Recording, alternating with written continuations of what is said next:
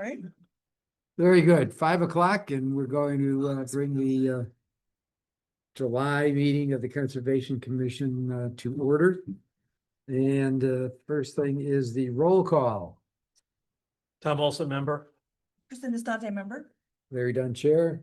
Ann Schmidt, member. Ray Rafferty, vice chair. Michelle Fitzpatrick, secretary. And we do have a non-participating member. Yeah, I sent you the note, right? Yes, Giselle. Yes. Yeah, yeah. That's I'm like, what? Yeah. Yeah. Giselle will You're not. looking at me like- Oh, I'm like, wait.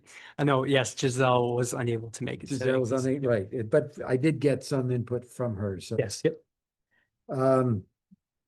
All right, so the first order or the next order of business is approval of the minutes. I move we approve the minutes as they are June presented. 2nd. Second. Any discussion on it? Yes, I am listed as voting, but I wasn't here. Wondering about that.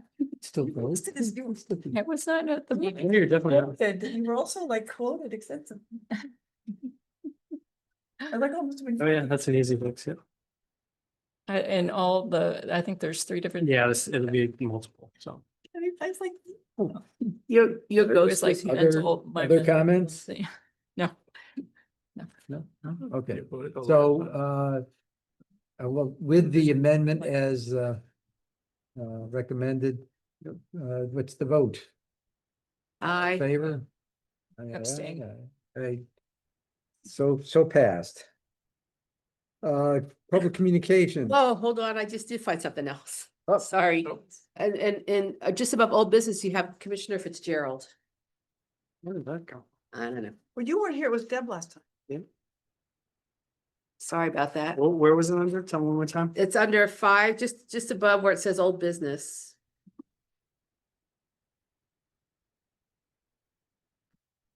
Oh, sorry.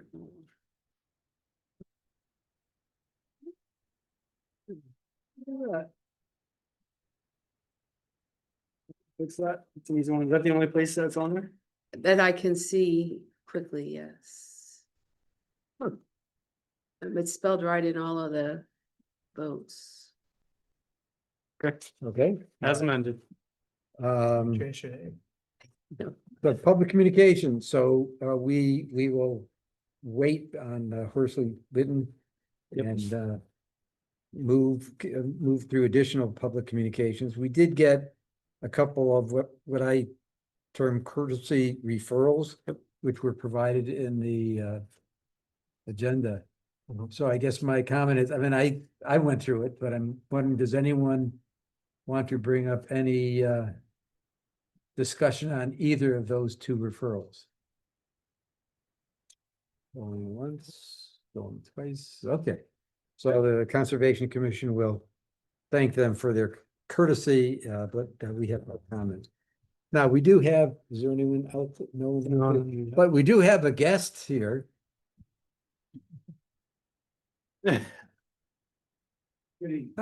Good evening, John. Do you have something that you'd wish to address to the commission? No, well, I mean, there are a couple of things. So, important, seems so formal. So, good evening, everybody. John Reiner, Director of Planning and Development. The folks from Horsley Witten are on their way here. They thought the meeting started at 5:30. They're out. So a couple things. One, I know, we've been doing a lot of work on the Plan of Conservation and Development, or Groton 2035. We've seen a number of you at all the events we've been doing. And we've just got a bunch of stuff up online that Dave could certainly talk to. And if there were some things that the commission wanted to talk about tonight, we certainly could talk about that a little bit. Something else that I know, I think I saw it in an updated report from the Conservation Commission about kind of recreation land and use. And there were some recommendations in there about the D4 district that all of you had spoken about before. And I think that's still pretty high up on your radar. If you wanted to talk about that a little bit, we certainly can. Yeah, I mean, we're kind of waiting as the process continues, so we've been trying to get our recommendation and point of view out there. And we'll see what happens. I know there's a lot of community interest in what to do with the school properties. So I think there'll be plenty of exchange with the community, and we'll participate in those exchanges going forward. And, I want to make it abundantly clear to all of you, we've heard everything you've said, we've gotten all of your input. We have it as staff, we've passed it on to our consultants, they've taken it under consideration. And now, we're starting to literally work with them on the outlines for each one of the sections. We'll be taking that to the Planning and Zoning Commission. I think at the end of August, basically outlines for all the sections of the P O C D, and then getting, down to brass tacks and getting that written up. So when you release that to the planning and zoning, will we get a copy of that which you released, the initial release? Oh, you certainly can. I mean, it's a public document at that point Okay, in time. I am yes. just, okay, well, sometimes, okay, so the answer is yeah. And my other question would be, we had started, what, I guess, the tri-commission meetings. Is there a plan to do another one of those during this upcoming process? Yeah, we had spoken about that. We thought that was a great use of everybody's time. We got a lot of really good feedback. We liked how we had kind of broken into groups where there was at least, one PZC, one Planning and Zoning Commission member, one Conservation Commission member, one EDC member in each one of those groups. And I think it had some really good dialogue. I know some of the other boards and commissions that were engaged and involved with that, don't often hear everybody else's. So I think it was a really good opportunity for everybody to hear some different sides of things. But I yeah, took that as a yes. yes, Okay. that's a yes. Sorry, that's a long way of saying, thought it was great and yes. Yes, we'll be okay, doing- no, that's good, because we want that to happen. We thought it was positive as well. Mhm. Any other questions on the process at this point? No. I don't have a process question, but I had a chance to just briefly look at the baseline report. I didn't really have a chance to read it carefully, but one thing really stuck out for me. So after the section on sustainability and climate change, Mhm. then it goes into maybe public works or something, or public town-owned properties or infrastructure. It's infrastructure, yeah. Yep. Infrastructure. And what stood out there was things like the sewer infrastructure is just mentioned, but the impact of climate change and where the infrastructure is not mentioned. Mm. I know you guys know that, Yes. but it just stood out that, they had a really comprehensive section on the climate. And I don't think it was in that section. I'd have to go back and look. So maybe it was addressed there, but that just kind of stood out. So as part of the baseline reports and it kind of was, that's the whole sustainability piece is throughout the whole thing. And that's what the Right. plan is going forward to. So that it's not, as we've talked about before, it's not a separate topic. It's interwoven into the entire But document. they had a separate So, section on. yeah, I know Yeah. that, but going forward, that was kind of taking the Okay. last step, but going Yep. forward, it's going to be interwoven into everything. Got it. So. Okay. Yep, that makes sense. And then also, especially as Dave said, climate change resiliency will be interwoven into each section. Also keep in mind, we are just kicking off a $250,000 climate Yes. action plan project, which is really gonna get down into the weeds on all of this stuff with recommendations. And that's where we're gonna get, I think, a lot more specific on maybe some of those that's true. types of Yeah. things, similar to how I think all of you participated in the downtown Mystic resiliency study. That we've really got into specifics, designs of, kind of low hanging fruit, and then, higher level recommendations of what we should be doing down there. Mhm. And some of those things are now in the process of being implemented. Yep. And you're going to be involved with climate ready Groton, right? Correct? I think so. Yeah. Yes. Larry But recommended. yes, that's. Yes. yeah. You still are. I was just Yeah. making sure you Yeah. still were. So. Each of our pieces, so, Yep. yep, we'll have our shtick. Shtick. All right, very good, thank you. Yeah. Well, Yeah. if something comes up, Okay. you'll be here at least until Bert Whitman leaves, so. Yes, and then, I think you had a lot of really good recommendations about some of the recreation uses in D4 and the D4 district of the town, looking at some of the other excess properties, trails and some of the other properties. Mark Berry and I will be talking to the council tomorrow night about some ideas in that area. And I think some of the bigger needs from the Parks and Rec analysis, if memory serves correct, were the need for some like top lot type playground areas, but also the biggest need that we had heard through the assessment was hiking trails. So it's not that, there's a need for large ball fields. It's really the access to nature, I think, is what people were looking for. And there's a number of different options there. What we found is that's the largest use in terms of number of people getting out there is to just walk. Yep. And that's, that spiked during COVID, but kind of not as much. I mean, I know, but it still kind of went up a level, but then didn't that go back to the old level? It kind of went down a bit, but still significant use. And I noticed a lot more groups out there, the kids out there in, with the school bus, a whole bunch of kids go out there. So that's seems to be doing, I think GOSA does that with some. Yeah. I think the town, Yeah, the so town does as some of part that. of our Get Outdoors Groton Out- initiative, we've been working with the Board of Ed, with GOSA, with Parks and Rec, and that has been something that GOSA and the Board of Ed have really been working on, getting busloads of kids out Yep. to different properties. A lot of them, I think, have been going to the sheep farm property, doing hikes there. And overwhelmingly, it's pretty amazing how much feedback we've heard from kids as well as the parents that, wow, I've never hiked in the woods around here. I've never been out in nature like this. And so that's why we think it's important to make sure people recognize what we have. We're almost at, 30% of our total land area is protected. They're open good space. properties to walk. They're great properties to walk. Well, I mean, I think it's Amazing. between Sheep Farm, Bluff Point, and I guess my top three would be, well, maybe I have top four.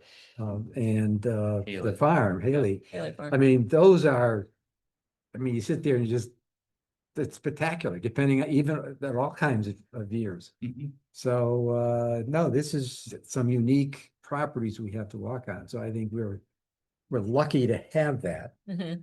And it's our big shtick Yeah. has gone from acquisition to stewardship. Yes. It's stewardship so that we protect the properties we have because they are, outstanding properties And keep them walkable. and keep Yeah. them walkable, right? Yeah.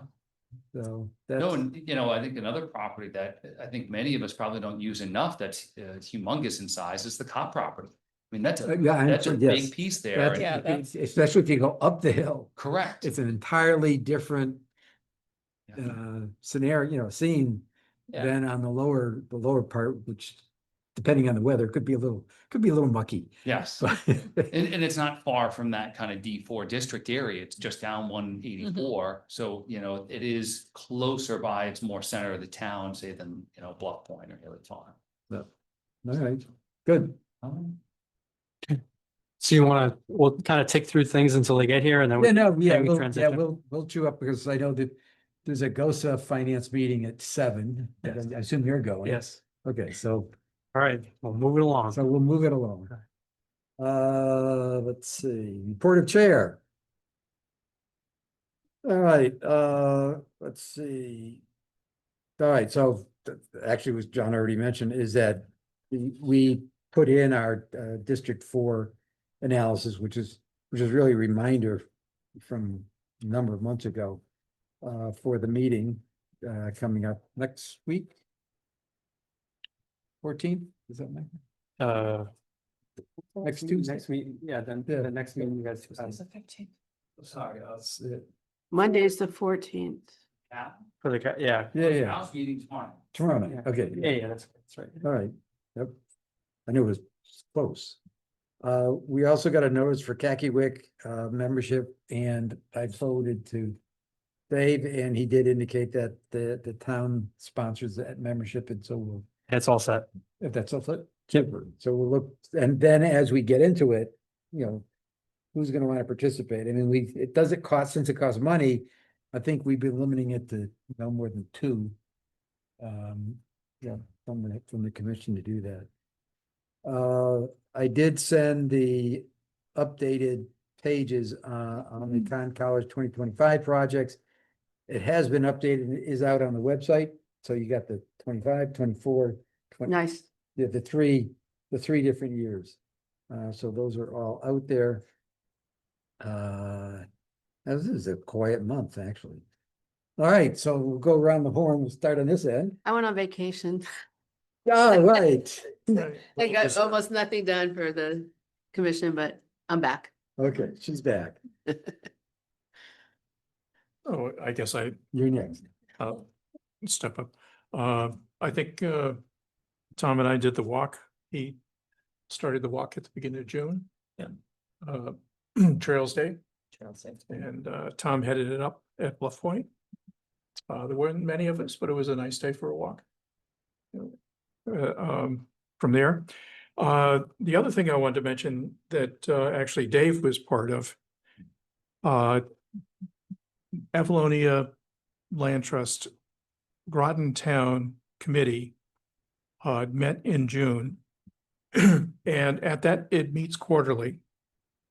And the Groton Town Committee is in charge of Avalonia, oversees the overall Avalonia's possessions within the town.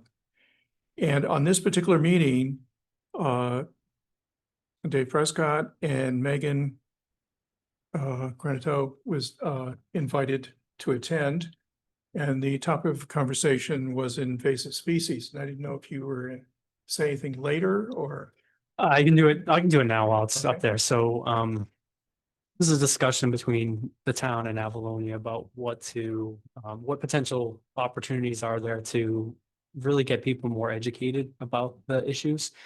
So we actually have a couple fellows this summer. One of them is actually going to be working on updating a Greater Groton page with kind of a most wanted. So working with Avalonia, we've kind of selected 6 of the most obnoxious ones, and we're going to use that as an opportunity to kind of highlight those invasive species, and then really rely on the other groups in the community to help get the word about. We'll put the information out there, but utilizing the other groups to how to get the word out to their members and other people, property owners and whatnot. So that's coming. All right, That's it. Dan? Well, I was away, but I think there might be a couple additional updates on the legislation. Yep. So SB 9 was passed by both houses and signed into law by the governor just in the last couple of weeks, I think. It does have a lot of climate resilience in it. It has resilience districts, so across town, coastal towns can collaborate and get grants for money.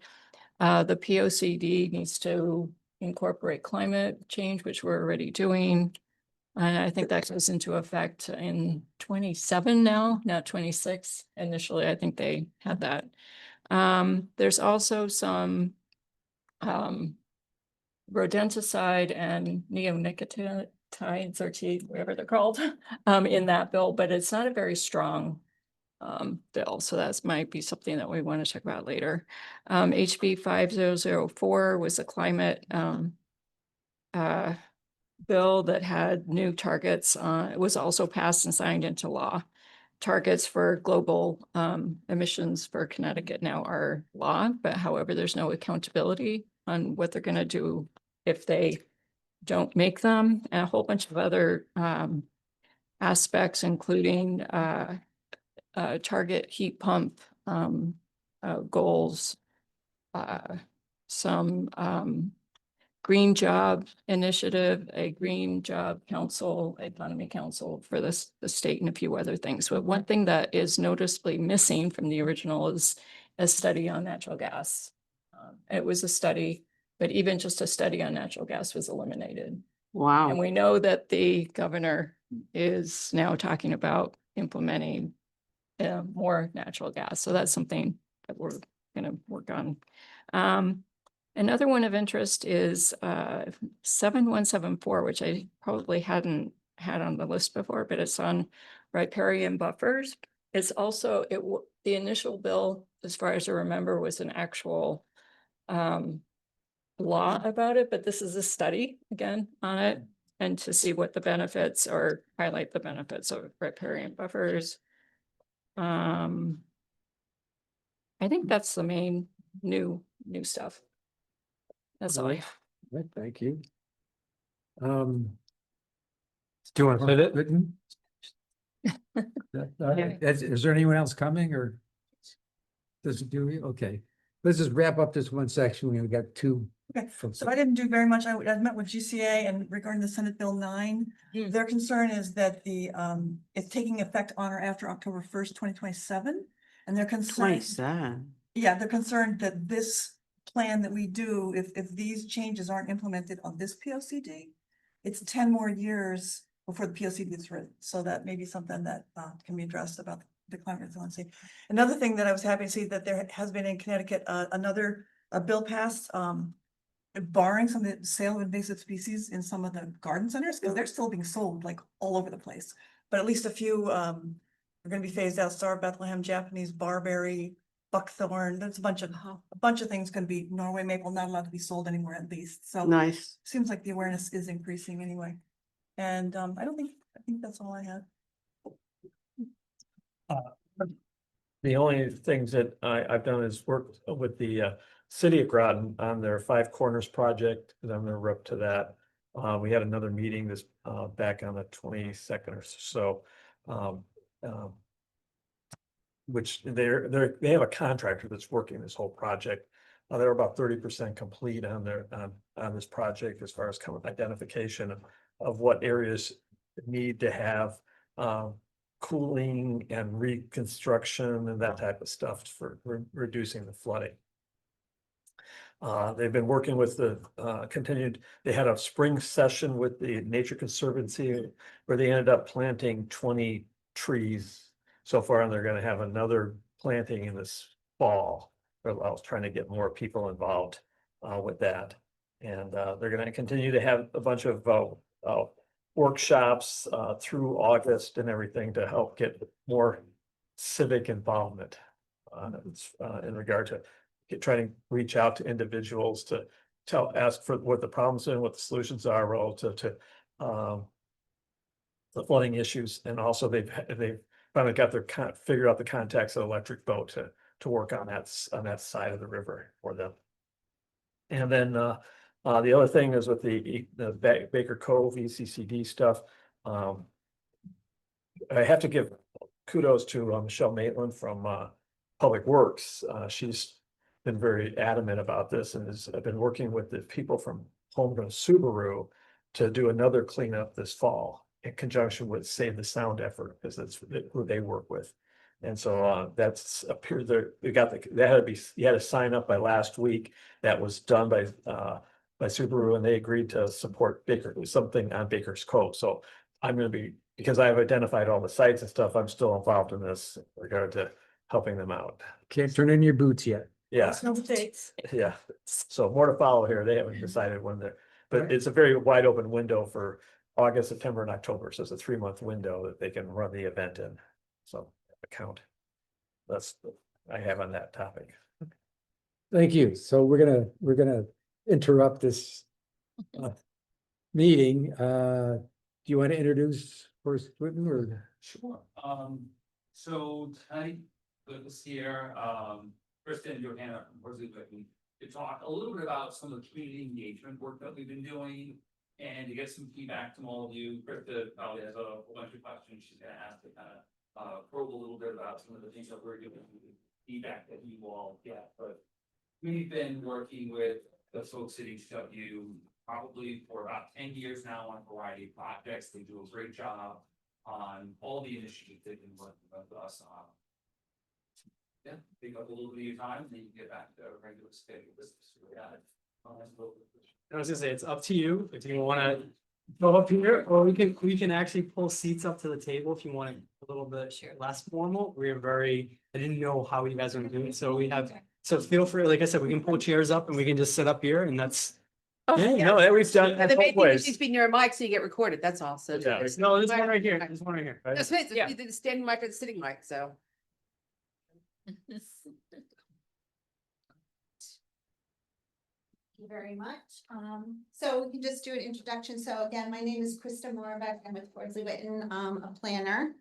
And I'm Johanna Walzak, also a staff planner with Horsley Witten, and all of my computer open so I can take notes.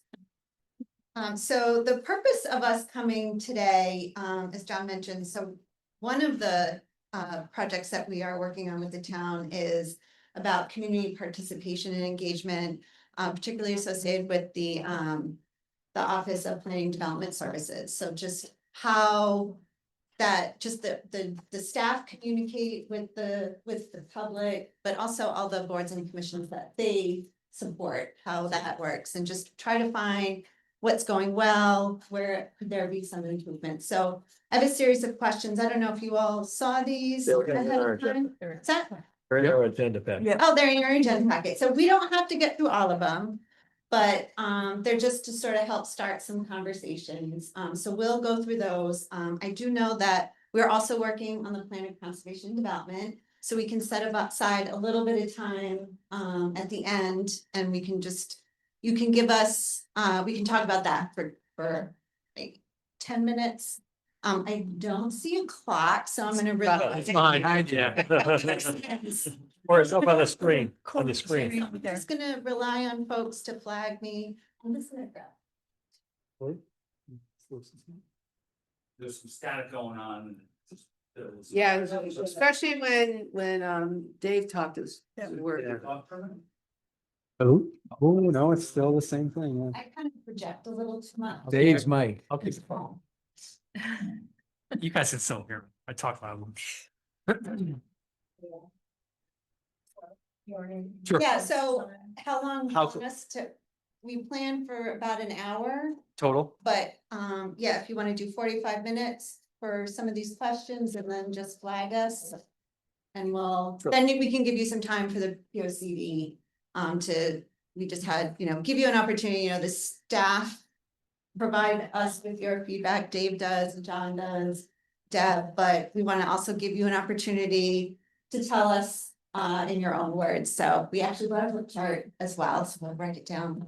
And we did do a little POCD discussion before you got here. Okay, So okay, but great, if there's anything else they want to, Oh, on as they're going through and thinking, so we get a little bit of feedback. Okay. for you, but yeah. great, thanks, John. Okay, so maybe we could just do some introductions, so you want to introduce yourself and just maybe let us know how you came on to the commission. I looked left, Right. but I will take volunteers. Let's go first. I can start, I guess. Michelle Fitzpatrick. I honestly don't know how I got recruited. I tried to get in because I was actually president of Avalonia at the time that I was looking for something more like I heard about this, probably from Ray. And I've been as an environmentalist since I read Silent Spring back in 1974. So, so anyway, this is a way for me to do something that actually had meaning for the community. And how long have you been on? 5, 6, 7. More than me, right? More than that. I don't know. I've been 5 years. at least. It's been at 5, so you're. Probably about 8. And more than that. That's more than. Oh. But anyway, 18. a while. Oh, yeah, they're probably 8 to 10. Jeez. Yeah, so it could be easily that, at least 10 for me then. I think it might be my third. How long do we come for? 5 years. So I might be in my No. third 5-year set, so. So you pursued being on the commission, you knew about the commission's role, so you would. I had an idea, yeah. Ray Rafferty, probably the oldest here, but also the been on the commission for 25, 30 years, perhaps. And I was first introduced to it by, I work on the Yukon Avery Point campus, and a variety of people on the campus, professors, so forth, were members at the time, and got in conversations with them and said, you need to be on the commission. And so as I came on, it was interesting working with them for a number of years, and I just stayed on. And have, in the work that I do in marine education, we worked in a lot of the local estuaries and so forth in the area, Long Island Sound. And so this was a nice to see what the town was actually doing, participating in the environment on their component from the municipal level. And so it tied in very well with the types of things that I was doing in the education programs. Let's see, I retired from work and happened to be at a social event where somebody mentioned, after I said that I majored in biology and had interest in climate and environment, asked if I would be interested in joining the Conservation Commission, and I said yes. So there was a spot open? There was a spot open apparently at that time, yeah, and I've been on the commission, I think, 2019 or 18, 19. Yeah, yeah, yeah. All right, Larry Dunn. Oh, yeah, I didn't say I'm Ann Schmidt, by the way. Ann Schmidt, yeah, I did. Oh, yeah, of course you know. That's, yes. You didn't have to say, Well, um, no. so similar Ann is after living here 27 years. Mm. Spending all my time at work, but walking in the woods. I bought property near, the Haley Farms, right? Precisely for the open space. I keep reminding John of that. Is as one of the things that attracted me to Groton was the ability and and it's even better now in terms of having open space to be able to go there. Anyway, there were until about a year ago, there was always open spots on the Conservation Commission. Okay. So it wasn't exactly the happening. Fight for it. Yeah. Now we're filled up. Yeah. We're filled up and I guess the net is that taking how to bring the economics, my business back, the economics to making money was my background, I guess. But to bring it to the conservation field. And so there's stuff, if you go online, you'll see a bunch of things that we've done. And most recently, we've been looking at waste management and the cost incumbent in waste management, the impact of the last process we did, which was the amendment on plastics, reduction of plastics. And we'll get back to your other question about community involvement on how we did that. So we'll get to all that. Yeah. We'll get to all that. I'm just interested in you, Larry. How did you come here? How did I come here? Yeah. So there was a position open and you inquired. Yeah, I wanted to basically do something for the town. And I went and said, okay, what's open? What's open? So you Yep. knew to go and. Yeah, on the website, looked at, different types of right. Committees and And then asked, I said, I'll volunteer, great. right? And how long have you been on? It's almost 10 years now 10 years. now that I've thought about it. I know everyone down the end. It's the opportunity to think. Yeah. Great, thanks, but we'll come back to that Okay. point, definitely. Hi, Kristen Distante. I've been a scientist and an educator, long career, always had an interest in the environment. Rachel Carson, we were all children of like the Earth Day movement in the 70s and, but I moved up here. I had lived in Rockland County, New York, which was a beautiful, beautiful place. But over the maybe 20 or 30 years that I lived there, I watched it like literally be destroyed by a lack of planning, lack of zoning. And it went from a gorgeous, beautiful place to live to like this kind of a horror show. And we retired and moved up here and I was like, well, I can get involved, I can give back. I kind of like raising awareness and like, rattling people's cages. And I, early on when I moved here, I met kind of the environmental community and they said, hey, there's a spot. There's a spot in the There's a commission, you spot. should get it. And I'm like, okay. And how long, can you remind me, did you say? I'm the same guy, 19 with 2019. With, I mean, that's been Ann. here like You a were while. now. already on it when I joined, Yeah, I but was already on it. I was well before you. I Just was a on little for like bit. a year or two. You Just a guys came little right bit. after me. yeah, okay. No, I came before. There was like three, I know, it there's was a only second half group. full, right? Before you. Oh, For you, we barely had a quorum. Honestly, 2018. And then they started bringing it in, yeah. No, we were on for a long time.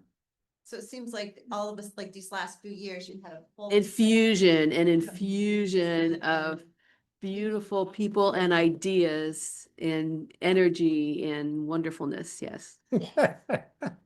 Well, we're gonna circle back Okay, and I'm Tom Olson. I'm a retired Navy guy. And so I did 24 years active duty, another 18 years as a Navy civilian. Got a lot of background on money and programming and Larry recruited me.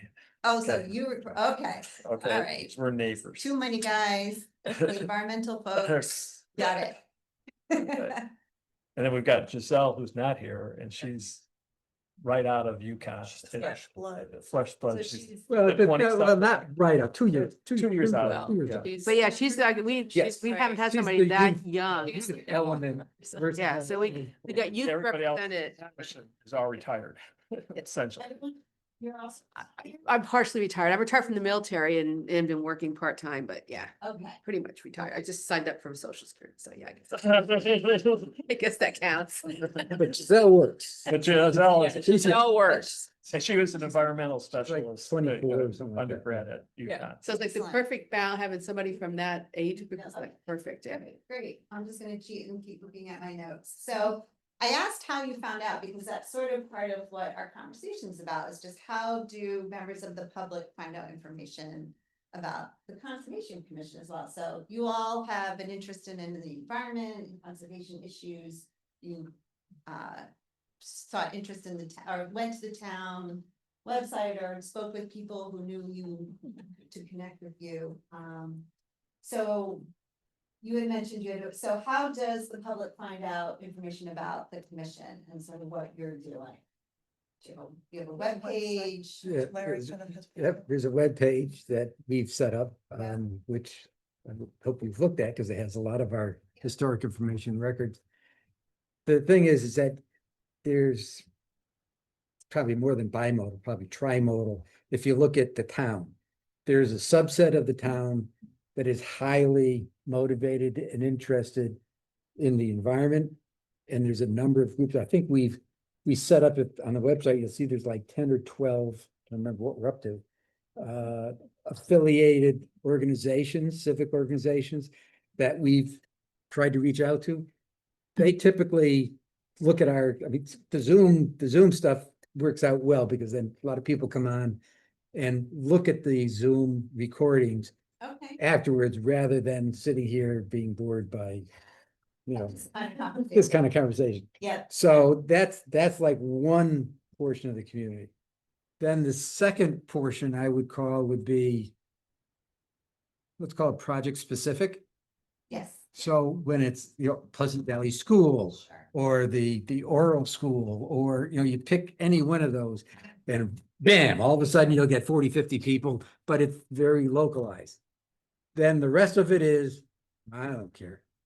Or it's not So- maybe some time, yeah, sure. That's Well, how, I- it's the the- perception is they yeah, don't care. Yeah, it's not that they don't care, they're just not involved. It's high priority. It's not a high priority. Well, hey, listen, I've lived that because They're busy. Chicks around, Th- they. then so it's usually more how they found it, they personal go to your them. Website or your network that you have. Well, the specific projects, the town does a good job of advertising that, and we weigh in with our opinions. Yeah. Because we're a recommending organization, we're not a legislative or. Also, we created we got involved in an Earth Day fair a couple of years ago, and so we've had a booth at this Earth Day fair where we've surveyed people, had QR codes where they could, take surveys and find out about what's been important. We've also had a lot of articles in the newspaper over the years. I was about thinking what we're articles in the doing, newspaper. we get in touch with the day, and sometimes if we want something out there, we Yeah. contact them, and How do you organize that? Do you? Well, with articles? over time, we've worked with the reporters in this field. And so we kind of have so they call us up for an opinion, or we call them, hey, here's an idea. It's an interesting Wouldn't you story. like to do an article on this? So do you Right. discuss that? Do you have individuals on, does each person have how do you decide who, right? Is the opinion from the commission at large, or is it from individuals? Well, it's a commission opinion, if you will. So it's a So, collective is it one. collective? Okay. Now, who writes it?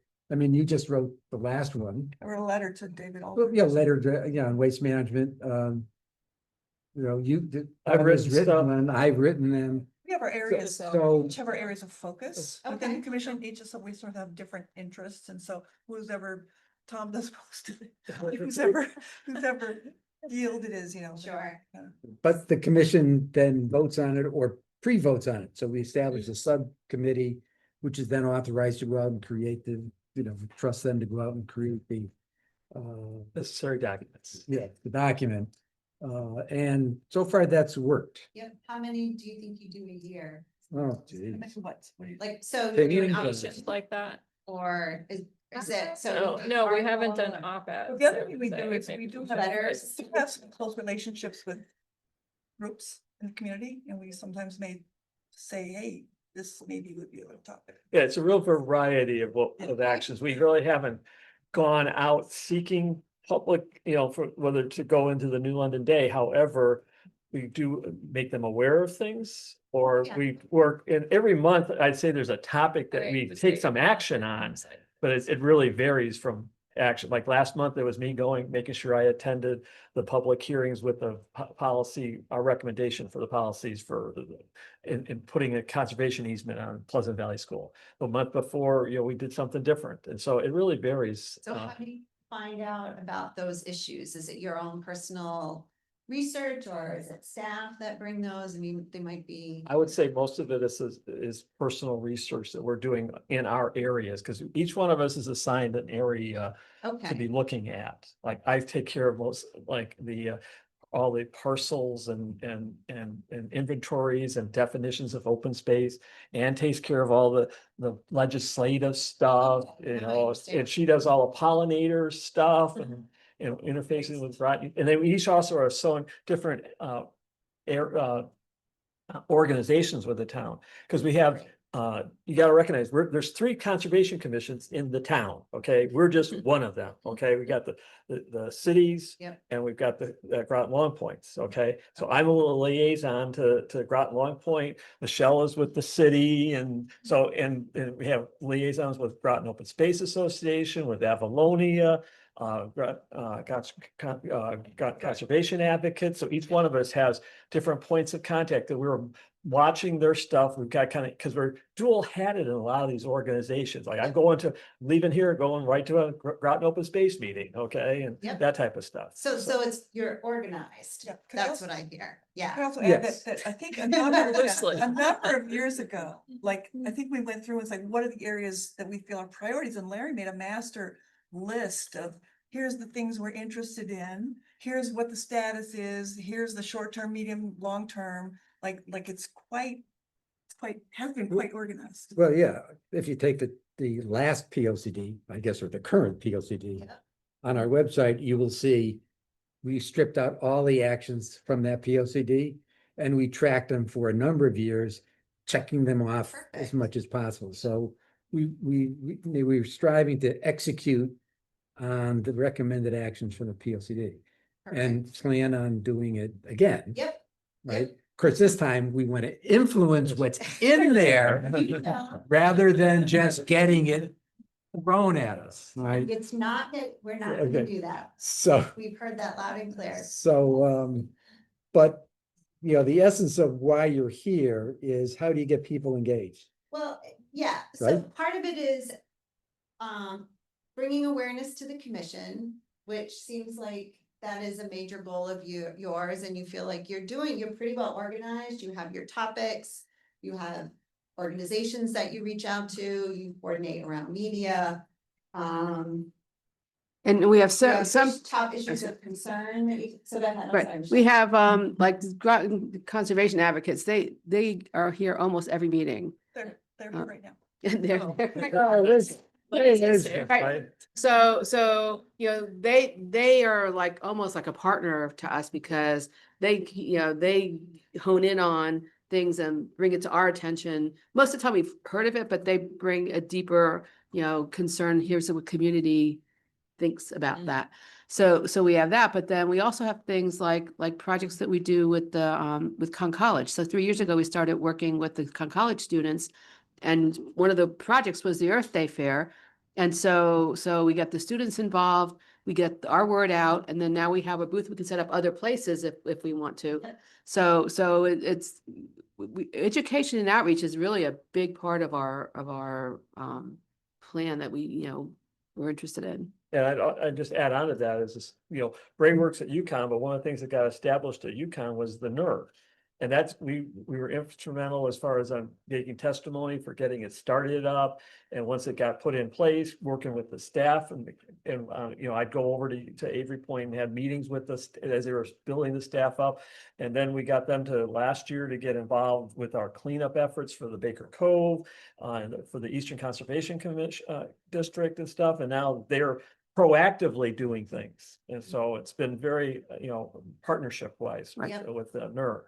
That's great. And we also sponsored something that was for the whole public, like the plastic, when the plastics came around, we sponsored an event that brought the whole public in, right? Let's talk Oh, about yeah, that, yeah. because So can we ask, but you want to talk about some of your projects, right? no, it's about how do you engage the Yep. community Good, okay. which don't want to be engaged. That's my next question. So you don't have to worry too much about, like I said, first set of folks, Right. because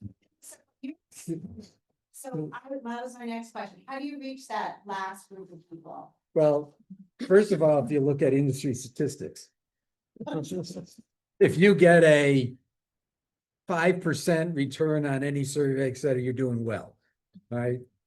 So, because people just are interested, not they're not interested, they don't have time. So the thing is, the best example is to be extremely proactive. So the plastic ordinance, which is the example I wanted to use, about how to get engaged. So there was a number of things we did. We did the standard stuff, right? Get the information out there, use the town website pages, talk about the issues. But the folks here went out on the street and asked, Yeah, right? Went to the stores, because remember, the restaurants and stores are the ones that had to implement the amendment. Yep. Right? Ordinance. The ordinance, right? So, I mean, I gotta credit these guys, because they went out the feet on the street and engaged them. And when we did a survey on that one, we got 10%? between 10 and 12%. And I thought that would, given, I mentioned the normal industry response, we were double or triple yeah. what you would normally expect to get. And it was a result of all these things, right? We got the GCA, all those folks involved, and they were out hyping it. We went out and went to where they were, not asked them to come to a meeting. We Right. did both, though. Yeah. We Well, also, no, we had meetings. We had meetings where the ordinance was discussed. Right. And some of those got very contentious, but let's not go, that's not the issue about. It's true. It's- So what yeah. what are some of one of my questions here is just thinking about some of the barriers, people coming to meetings. You say a lot of people will watch the meetings afterward. Is there like a process where people can comment on a meeting that has already I wouldn't say there's Probably a process, not. so you can see what the numbers are, how many views have happened after, I mean, this meeting's been recorded, it's gonna be posted on the Groton Municipal Television Network on YouTube. And you'll be able to see how many people viewed it, to see what kind of interest was shown in there. Sometimes you get 6, by a month, you take a look at a month later, nobody's paid really, But in if it's reality. a hot topic, you might There get might be 100. more. And then people will write letters to the commission Okay, based upon that, which then goes into the public record Yeah. that we do as public communications. I mean, then there's usually something every Yeah. month. And I personally don't know if there's social media type of stuff, whether you're dealing with the Facebooks, the Instagrams and whatever, X and all that kind of stuff. We don't really get into that environment. I think Okay. a lot of it is just our age group. here. except during the Earth Day fair, then we have the students that But it do all wasn't of us the. doing it. oh, Yeah, no. the Right. We get the students, students yeah, to do all the the social college media students like stuff that. for the Earth Yeah. Day fair. They really so aren't. that was for an event, but Yeah. for the commission itself, there's no, so do you know if there's a lot of misinformation out there? I know that's always a challenge with social media. There's always misinformation. So you There's don't, definitely, do you see that come before you? Is there, No, no? I haven't seen any feedback that has brought this. misinformation. I Yeah, can't no, think of not anything. I can't think of typically to it. anything. Usually it happens at a public meeting, usually a town Right. council meeting, where people get up and go, that property's valued at 6 million. And so I get up there and say, that is not the correct assessment value. And, and go through the facts as Yep. best I can to say, no. And I think the example I was using at 6 million was the Noank School property, which was that was a long, talk about special interest thing, right? So that was a long, facetious, went through it. And basically the economic analysis that we did was it would cost the town $10,000 a year to keep that open, right? Versus people came in going, we're losing millions of dollars of tax revenue. And this is no, it's not quite that simple. So you're the liaison for the council? Or you just went just Sure. because? Well, the answer is formally, yeah, I guess as chair, but all of us have been before the town council. Yeah. And depending on the issue, we kind of force ourselves into the meetings. And once in a while, they ask our opinion, right? Oh. So, which is, I don't know, probably less than we would like, or maybe that's okay. But no, but we make sure that we're heard. Yeah, so, circling back to figuring out how to come, do you feel like you're reaching a broader spectrum of residents? More than we were 10 years ago. More than you were 10 years ago. Then, if you had an unlimited budget to do outreach and engagement with the community. Right now, our budget is zero. But if you had one. I still Yeah, money think that wasn't an issue. the best approach is go to where the people are. So whether that's working with, a corporation that says, hey, can we come in and, host an event during your lunch break? Or can we go to some, you almost, asking people to come anywhere. I know they tried rather than the town hall to scatter it around, but you tend to get the same people. Although there was more. I mean, I will admit that probably 30-40% are the repeats. Yeah. And then you get a little bit more than, half are new people that you wouldn't have gotten before. But it's still a very small number when you look at the 30,000 plus folks that are in the town. So, There's a lot of competition out there. It's, for example, I guess I conflate because so many of us attend town council meetings on hot issues, or you go to a tree meeting and someone's talking about, like when Branford Manor was a big issue in the town, you had a whole different demographic showing up. For the apartments, they were moldy, but they were coming to town council meetings and seeing things that they probably wouldn't have seen otherwise. So it's just. Yeah, you get a different thing when the athletic fields show up. Yeah. Yeah. Tom, when it's there, like the Butler Their School issue. issue, when that Yeah. comes up, there's gonna be hundreds of people at every meeting, as soon as that thing is mentioned, so it's really dependent on their personal interest. And That's experience and. that's that second category, right? Special interest category. It's the other folks. There, but you seem like you go to where they are, you try to raise awareness, so you're going to raise awareness of the issue, but also yourselves, the commission and work that the commission does. So I'm not gonna point out that many of you are retired and, What? We already told you that. Yeah. but, thinking about, after you are all set with being on the commission, thinking about who else can step forward to fill your position. You have a young person that is on the commission now. Do you think about, succession planning as a financial person? What is this, a business person? Well, the answer is yes. So how are you Well- sort of putting out those feelers? Well, Start to connect? we either reach out to folks that we think would be positive on the commission and invite them in. I would say that this year, for the first time, we actually had more people ask, but put in their request to be on the commission than we had slots. It was the opposite. Usually we had X slots open. So this year, went through the list and I leaned on our friend, town manager, and said, let me look at all the, see who's there. And so I wanted to get the youth segment in here. Not another retired guy.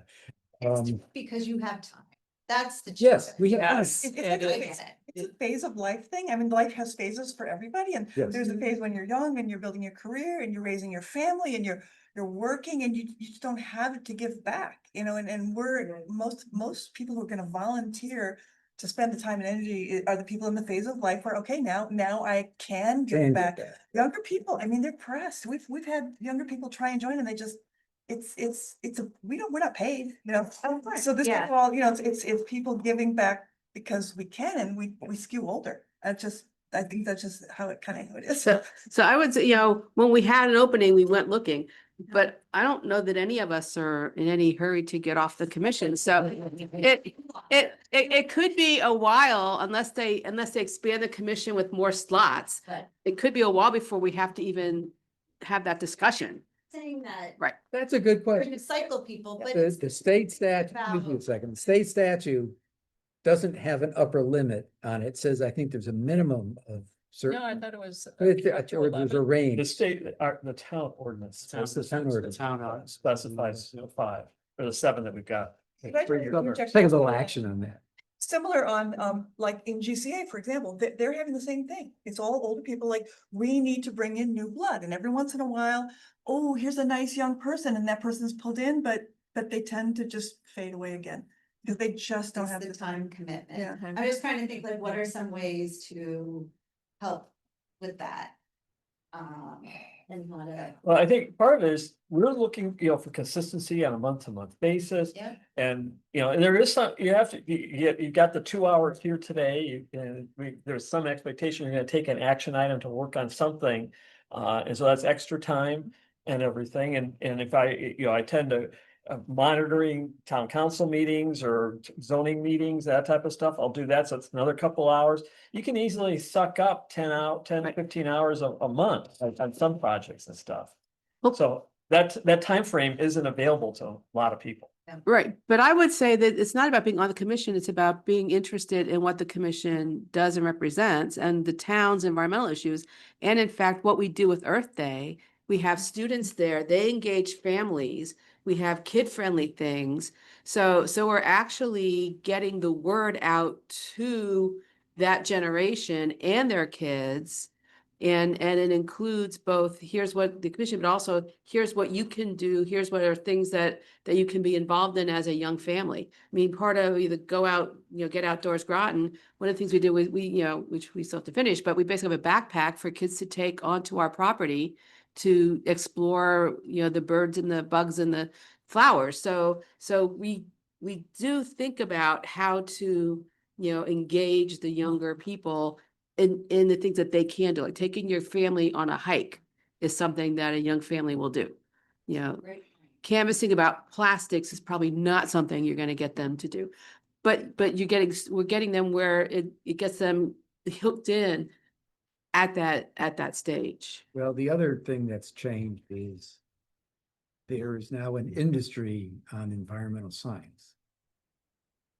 And That's. and college graduates, I mean, when we started this thing 10 years ago, I mean, there was nothing. Now there's programs at universities, people graduating, in that field. I've got a grandson that's going to college and specializing in environmental science and some other stuff. So when you talk about a job that then links up something like what we're doing with their day job, which is kind of Giselle, right? Yeah. That's one of the reasons we. Well, except that her day job. Well, Good job. Isn't what she wants to do. it's not what she wants to do, but it's what she wants to do and Yeah. what her education was. So, you get that in line. For 10 years. I totally get that. Yeah. Yep, I get it. Okay. It makes sense, but I think you all have great points, and I think you are a very busy board and you do a lot. And that's really great, and I think your point about just, maybe it's not on the commission, but your goal is to increase awareness. And so Yeah, that's. environmental awareness, that's, So, yeah. And Go ahead. piggybacking off of that theme, you talked about all of the partnerships that you have with environmental organizations and stuff. Do you engage with other groups and organizations or maybe informal groups to make some of those connections with audiences that you don't normally hear from or? Well, that's a two-part answer. The Yeah. answer is yes, we do have relationships, affiliations, and meetings with other organizations, but they tend to be, like whether we just, I guess you weren't here, CACIWIC, which is conservation, wetlands as conservation commission members. So those kind of things happen, but they're not addressing that third group Right. because they're already You're interested. still talking to the Interested, converted. Yeah, you're talking to, right, you're talking to the converted, so. Realistically, there's some people who just will not engage. They're just, it's not their thing. They're just living their lives and they're not really, there's a certain percentage of people that are not going to be involved. I mean, that's reality, right? It's a larger percentage than you think. I look at my son, he lives in Mystic, has absolutely no interest in doing. That's kind when of you stuff. get them when they're really little, so they grow up This with kid's this sense 40, of, could care it's less. too late, yeah, it's Yeah. too late. 10 minutes left for this. Okay. I guess I was thinking more about groups like it's the group for families who have young kids. Is that children first? But children's first. Yeah, or when you were talking Right. about like Mm. engaging young people and families with Right. kids, like in the ways that they have capacity Yep. and interest of like finding connections with groups like those who. Right. might We not- we do attend, I'm the representative to the Trail Summit that that Ledge Light hosts every 6 months. And so I know John's been to a couple of those meetings representing the town staff. Parks and Rec sometimes shows up, Tabitha. So we do, and that's where Children's First shows up, Avalonia will show up. All those type of organizations, Bike Groton shows up. So we do have these group things to find out, you hear what everybody's doing. So I'll make a report in one hat for the Conservation Commission, and I'll bring out my other hat that says Tri-Town Trails. Literal hats. Yes. And I know Bray's been to some of the meetings, we're with the Trails Coordination Task Force within the town. So Bray goes to those, but I'm at the meeting also representing the Tri-Town Trails. So, with our other hats that we have in that town, we do interface with those organizations. But I would say all that work is still within the purview of what we normally are doing. It's just coordination, just like I'll go to CCOG meetings, I'll go to HCCB meetings, I'll go to Thames River Basin Partnership meetings, that type of stuff. Mystic River Alliance. Alliance meetings. Well, I mean, that's the other thing that's changed. That it used to be there were very few events to go to. These days, there's more events than we can cover, which is good news. That's not a complaint. But the thing is that it's awful hard. I mean, since we divide up, you go to some, I go to some, I mean, you just can't, if you're doing that, which is talking to the converted, you don't have a chance to go after again that third category, which is the bulk of everyone, right? So What would be needed to do that? And I know some people don't, but maybe it's just they're not aware, like, or they don't have capacity, but if they, like, what are some Okay, we pie got in the magic, sky. I got a magic hat in the car and I'm gonna bring it in and Pie in the Make it sky happen. is someone on the staff dedicated to outreach that we can go to and say, hey, we have this idea, help make it happen. more staff.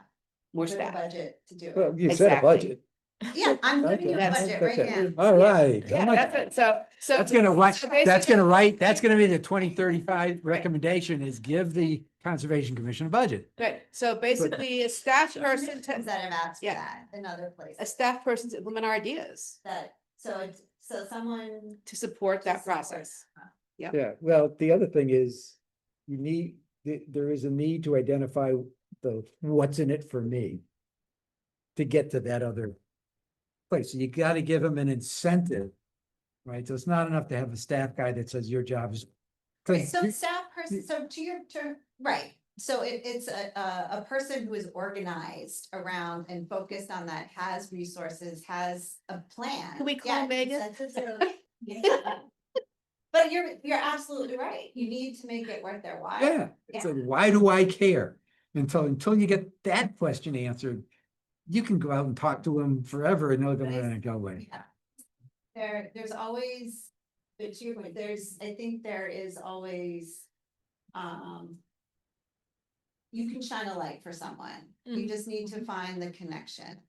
So say in the schools, if we had unlimited budget, I was a New York State teacher. I know the curriculum there is very strict and very defined, but I don't know if Connecticut has more freedom where you go into the schools at all different levels and, raise awareness with kids and teach and I think educate. Megan's yeah. actually done a good job with that. Yeah, with Megan the yeah. may go do that. outdoors, yeah.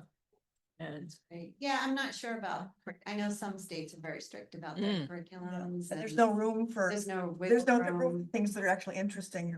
Hey, more environmental disasters there are, the more interest there will be. Well, I mean, that is what's in it for me. I mean, look what happened in Texas. Look what happened. I mean, it's gonna happen more and more. I was in that storm in Rhode Island, pulling branches all off my yard, so, yeah, it Wow. happens everywhere. It happens everywhere, so. Not People need to be compare the reminded, flooding. No. they need to be reminded, this is not normal. This did not happen So, 30 years ago, 40 years ago, on occasion a little bit, but awareness. anything else? Am I missing anything, Johanna? I just want to make sure, I bounced around a lot on my questions. We bounced around too, so. yeah, and our answers. I think one, Yeah, I'm happy to still have a conversation, yes. one quick comment is that, we work as a municipality. So, everyone here is volunteering for the Conservation Commission is supporting the town.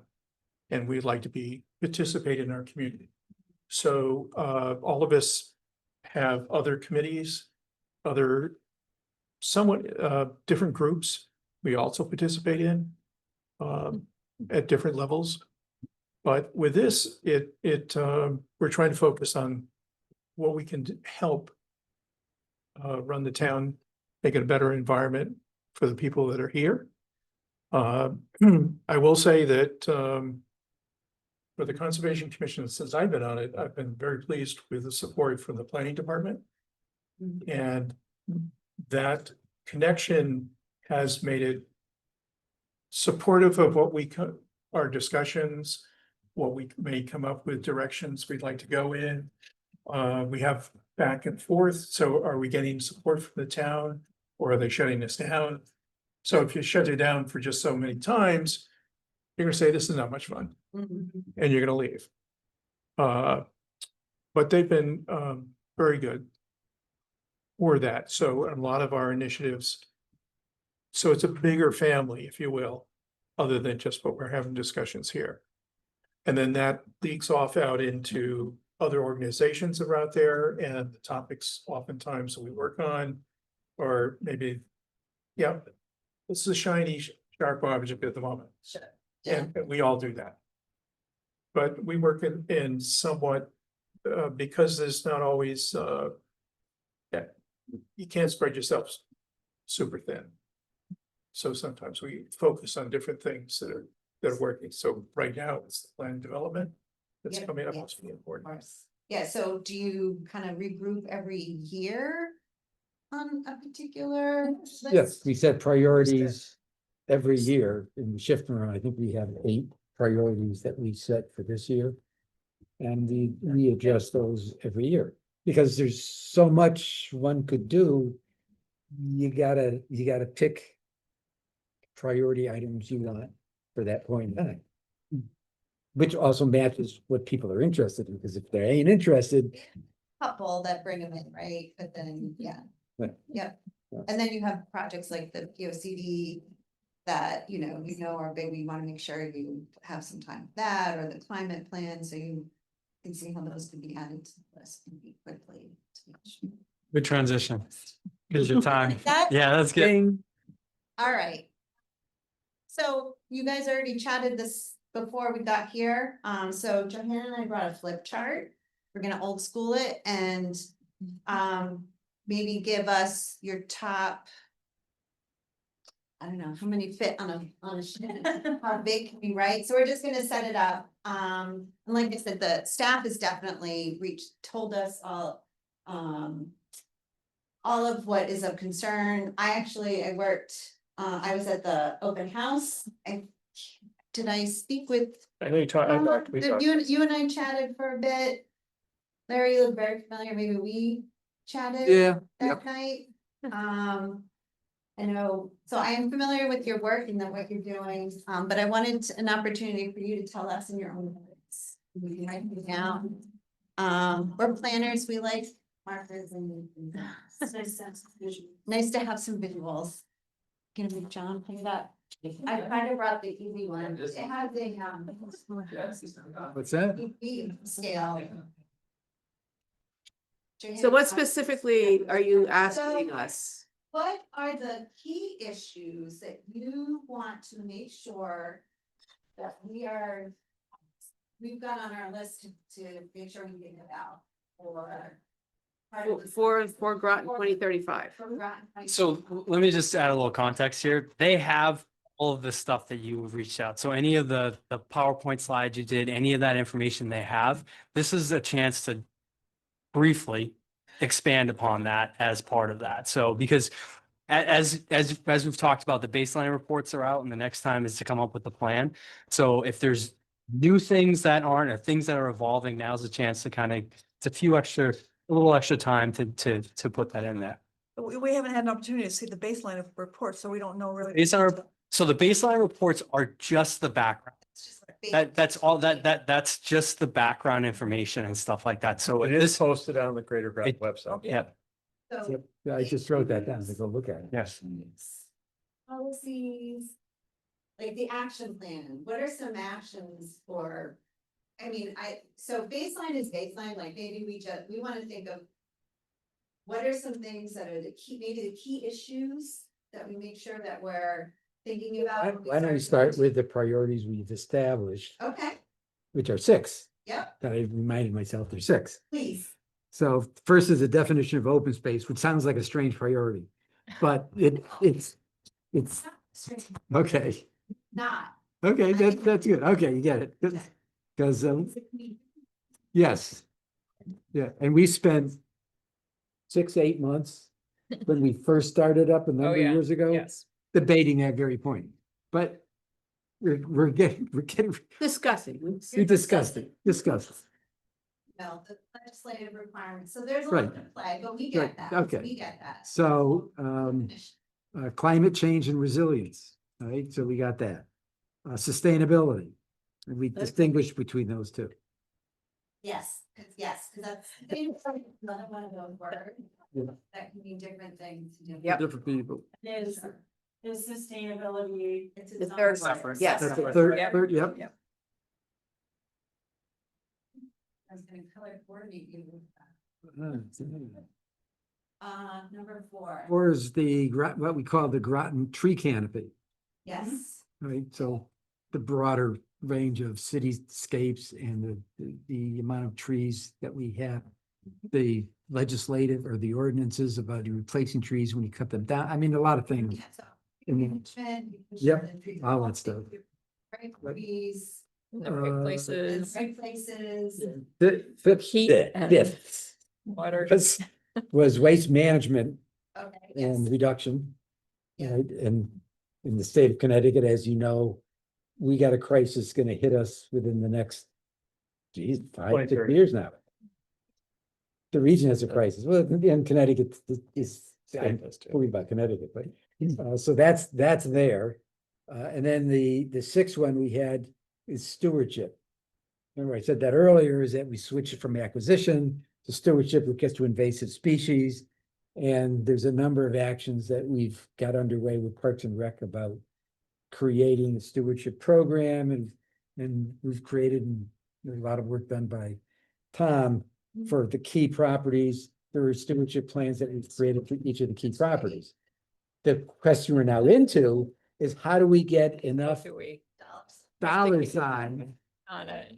to be able to support the stewardship actions? Now, the good news is in this last budget cycle, that the recommendations were accepted by the time. Right, one of the things that we've seen is that Parks and Rec, who has the managed portion.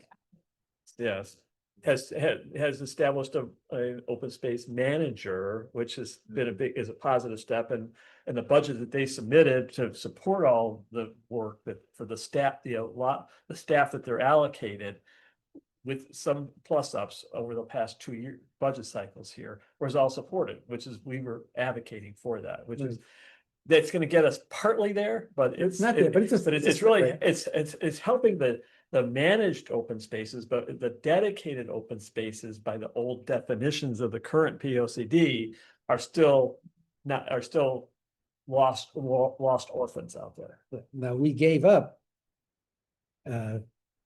a budgetary item for the acquisition of open space to allow the stewardship plan to go forward. So we put our money, that's the only thing we actually have is the amount of money, either 25,000 a year or the money that developers kick into the fund. That was actually an action item out of the last P O C D that said to establish a fund. That fund was established after a couple of years of delay into the budget process. But it was only funded in theory, you should have $25,000 a year for 10 years. I should have $250,000. Well, all that was ever allocated was $10,000 over the 10-year period. So just to let you put things in perspective. But the But- developer contributions were up to It's what, huge. 180? Well, that's before. We already bought one property. Yeah, so that's a second, you know, and so, yeah, I think it's close to the 2 right now. Got 200? But So, right, so what we decided that we didn't, let's not worry about the 25 that's in there. That we have enough money for an acquisition fund to evaluate an acquisition, and then if we are gonna acquire something, that would be a separate funding effort for that parcel. And that's where we'd work with GOSA, GCA and all the other ones, because there's a lot of, I shouldn't say free, a lot of contributions. When we went for, what's the last one we just did was For for Wolfbrook. Wolfbrook. So probably, let's see, half came from the state, 25% came from contributions, and the other 25% from the town, something like that. So, so there is a model for acquisitions, and we know if for a good property, we know how to raise the money. So stewardship, we don't have a good model yet, but if I have this unlimited budget, I know what to do. Yeah, additionally, part of the problem is, if you take a look at our conservation or the open space conservation plan, we have a whole section in there, but it's all based on a volunteer model. But when we go try to execute that volunteer model, we have been stymied, particularly, But you don't have volunteers. you don't have volunteers, Well, but and they can't use power can't use tools power because of all tools. these restrictions. Right, there's a lot of restrictions. There's burnout. Yep. So I'm saying volunteers show up and And you also need expertise to lead the train volunteers, them, like they and could. you gotta train them, and someone's gotta be there. It is. This is where we've gotten stymied. Yes. It hasn't panned out. So I have another. I was just gonna ask, what else? Yes, so this kind of goes a little bit to what we talked about earlier tonight, John, and I don't know, this is my perspective, and other people saw it this way, but back to the tri-council meeting that we had, to tri-commission. So one of the things that we talked about was, and I'm not sure how this fits in with being in the POCD, but it's part of a process, is that, we said, oh, we should have more discussions between the Conservation Commission and the zoning, because what we do is linked, and we're linking them in the POCD. We're linking conservation and development. So we should link.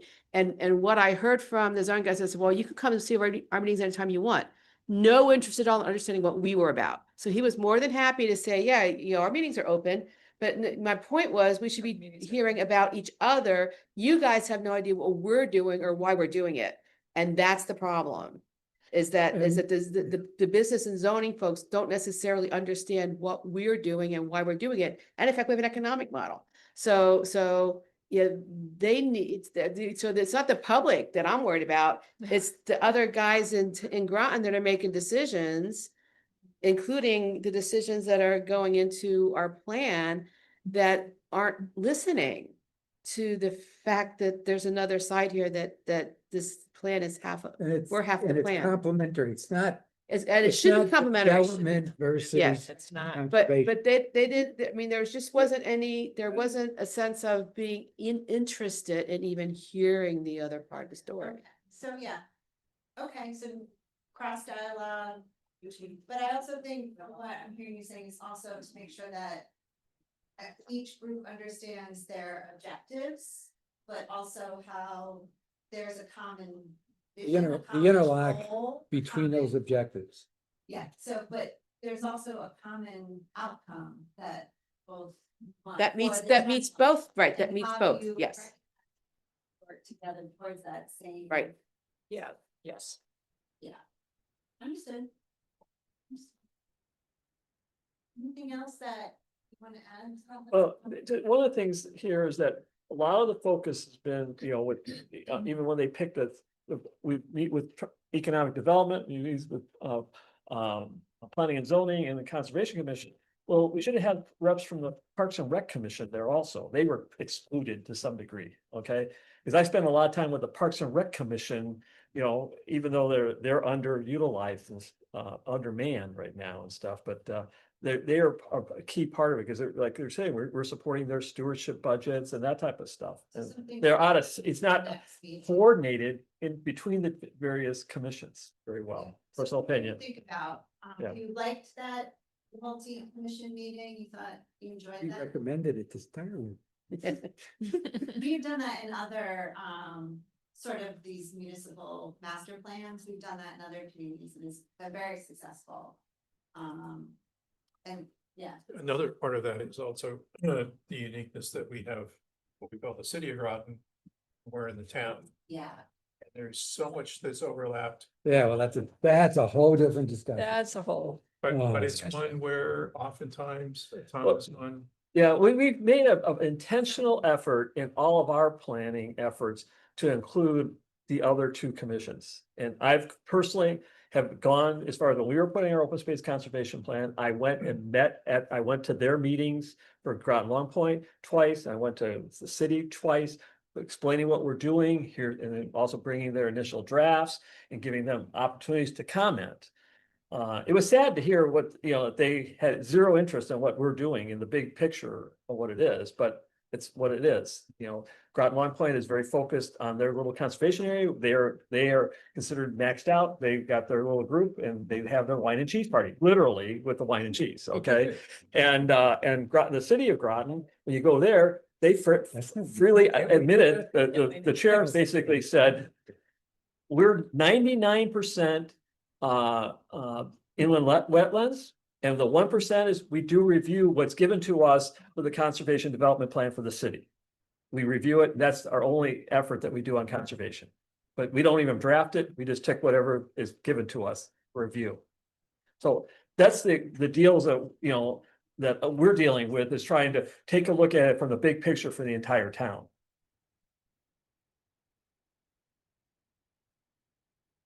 Those are good ones. I'd be curious just to flesh out sustainability, the climate change and resilience and sustainability, which I think are two of the primary things of importance, like feedback on where are these going, like what's included, I mean, that's part of the process. I can't answer that right now, but, how do you define sustainability? Well, it's huge. I mean, it's, Larry and I are particularly concerned with waste management, which is, implementing, like, say, pay as you throw, or we say save as you throw, like Stonington has with the yellow bags, industrial composting, So that's about waste. enhanced recycling. Yeah, waste is a big one, as far as implementing, electric, like solar panels on the building, So solar panels. Sort of, reducing your footprint. Yeah, electric cars, Sustainable practices. Yeah, yeah, What I would say. throughout the should town, like throughout, what, Yeah. So good for the for social, community, economics and environment. It has to be all three. and those things, impact positively climate change and resilience, because the more we reduce all of our carbon footprint with just hauling waste, hauling trash hundreds of miles, all that stuff is gonna help with the climate. I will say, I mean, it's probably really hard to talk about these things on their own, because they're all They're interrelated. interconnected. I think that's one of the challenges I have with the POCD or master plan is all these issues are so interrelated, it's hard to talk about them It separately. is, yeah. Yeah, they are all related, and so, I mean, that's our task is to try to make make it understand that Integrate it. they're all related, and maybe that's part of talking about development and conservation is to recognizing how they support each other. And, so, Mhm. I hear you. Great, anything else? I think we're at time. There will be many more opportunities to like get into the weeds of like which implementation Yeah, we're just, items, will be identified. We're looking forward to that. yeah. I apologize for being late. It's okay. It's okay. It's okay, we have a half hour left in our meeting. And then Tom has to go. Very much. Thank you so much. Thank you.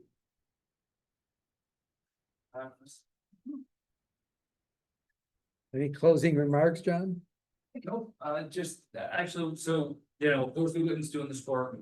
Not only our planning conservation development, outreach and engagement, which we've been doing. As a department, we're really trying to double or triple down on what we've been doing, but then they are not directly working on our climate action plan.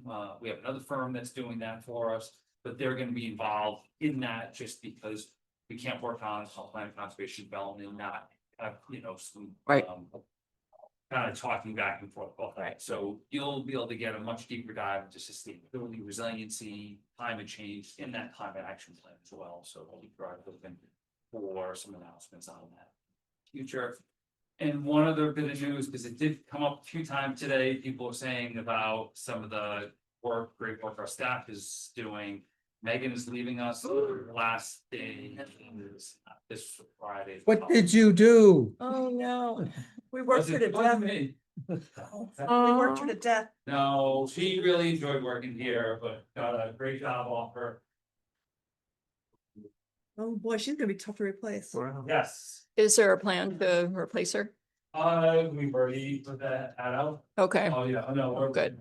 Okay, good. You can do as good as her, that Yeah. would be amazing. Uh, Yeah, Okay. maybe Wow, two. Stepping stone to future and better jobs, is that what you just said? I didn't say that. Is she in the state or Yes, it's in the state, but yeah, she'll be going to work. Oh. Okay, Oh, well, that's a actually, good that's thing. good. Action Yep. deep. they could use some help. Yes. Thank you, Well, everybody. thank you, John. Thank you, John. Well, that makes me sad. Happy for her, sad for us. Oh, I well. interrupt as you were talking about that, and there was no good time to tell you, so, yeah. No, there's no good time to tell us that. Hmm. Yeah, wow. Now, there was a second person hired, correct? Yep, Alexa still works there. And she's still there. Yep. Okay.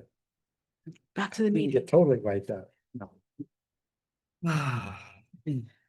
Ah, yes, is correct. All right, old business. Open space inventory. There's been, I guess, another minor update in the SCOG inventory alignment. Do you want to? Well, the SCOG, as I mentioned last month, indicated they took some of our recommendations and we had the discussion about what's in and what's out, but it's all definition based and their definitions are different than our definitions for the town. And they said they would come in and do an inventory, updated inventory. I talked to Noah subsequently. He hasn't, because I don't know who they're going to report into. Noah did provide an update to them of his GIS data. But that's about, they haven't done anything with it that he can tell. And they haven't contacted him to say, we're coming in town, we'd like to talk or whatever. So I'm just awaiting, when I get opportunities, I ask the CCOG people, but I haven't actually talked to them directly and sent feelers out. I'll continue just kind of monitoring that. The other thing I did do though, is I went to the Parks and Rec Commission meeting. And I didn't realize that they had lost so many people, they couldn't even hold a quorum for the last couple of months. So at last Tuesday's meeting, they did get their people back. They got placement people to at least get back up to quorum level. So that's how come they haven't taken any action on the updates to the Parks and Rec plan, and so that's still on the way, because with the inventory, which has the part for the definite, based on the state definition, this is that we need them to update their regulation with the inventory of what all the parcels are. So that's all been still on hold and everything as far as all the regulation. Now they gotta get the new people on board, get them up to speed. I volunteered my time if you want me to come back. They had already reviewed everything a year ago and nothing had happened with it. But Because they're not allowed to they couldn't even recommend anything coming up. And plus they were kind of waiting to see what's happened with the master plan, and Mark's been kind of off on with a bunch of stuff with these parks updates and also with the bike and pedestrian master plan and complete streets interface. So that he's all done with all that now. So hopefully the next thing on his list is getting the Parks and Rec regulation up, getting that through the process. But it'll probably be a few more months, but hopefully it'll be coordinated with this, that at least have it updated. Because I told him kind of the deadline is to have it be able to support the POCP Okay. update. And the other thing you worked on was the PA for. The 490, there was Noah provided us an update. I really didn't see any change. That's what's in the agenda. Why it's in the agenda is that he coordinates with the assessor's office, because the assessor has to make a report to the state who's in 490 and stuff. And then this is the updated list. And then my only comment to the list was, why is everybody else are all private landholders, because they have a benefit for it. But the last item, the new change from last year's list essentially was that the Groton Open Space Association's now in here because of their November 23 purchase of the Center Groton Preserve up on 117. And I asked, why is a tax exempt organization part of this program anymore? Because they're not, it's only to get a tax benefit. But the whole point They don't need a tax right, benefit. yep. And so he passed that. No, that question was given to Noah because he generated the list. He passed it to the tax assessor. The tax assessor got back to me and says, once a parcel is put into because this is a 10 mil, not a PA 490, even though it still shows up on the listing as PA 490 property, because it's in the 10 mil program, which has been grandfathered from literally 65 years ago. They are going to stay on the list until 2063. Jeez. And we'll. And that'll be at the 100th anniversary. Then they come off the list. It's just because of the way the programs are set up and for the tax assessor's office. So Well, you got there's a trivia there for everybody. Nothing else. Interesting. Yeah, no. Right. When I looked through the list, the one thing I was very surprised at, even though it's 490, it looked like 95% or 100% was farm. It wasn't forest. And I thought there would be, I would say, well, at least acreage. the one that was in the, I didn't look through it. It says farm. I agree. A lot of it is farm, and Right. there are forests. There's a lot of forest, visible forest. I would say it's almost 50-50 split. Okay. I can get you the numbers and split it, That's okay, but I was surprised at how much. There is a lot of farm that you Yes. don't know, that you don't think about. Yeah. You gotta recognize that also there's 3 categories as far as how much acreage you need for a farm versus a Right. open, forest versus open space and stuff. So a farm is the smallest amount. So you can get by, I think it's a 6-acre minimum. So it You can doesn't have a take lot of Well, farms it to pick up looks- the same. Looks like there were acreage. farms in there, even smaller. They were grandfathered in from the original Oh, previous. program and stuff. So, I mean, that's the farms are the smallest parts. It doesn't take a lot to get a farmer that you grandfathered in from the original stuff. To get a new farm, I think it's 6 acres max or a minimum that you have to have now. I think commercial farms are 5 in our regs. Yeah. Hmm. So just a question on, we had a process of having a development inventory model, which then gets promoted to the town's model. Now, the farm stuff, that's only on the town side? You don't maintain that in our management database? Trying to Uh-oh, think. thinking about it. Yeah, I don't know if I just went to PA 490 because I didn't worry about PA 490, to be brutally honest with you, because we don't really do anything with that. As far as from the Conservation Commission, we identified that there's acreage out there, but there's no protections to it. It doesn't count against our open space inventories or any of that type of stuff. We just put it in there because we had discussed it, and for some things as far as, do we want to go target this for rezoning purposes, that type of stuff. And Well, I guess- we've never done anything with those. Part of the question is what the POCD's definition is gonna be about farm land and categories, but that's a debate of what to do with it in terms of where the data.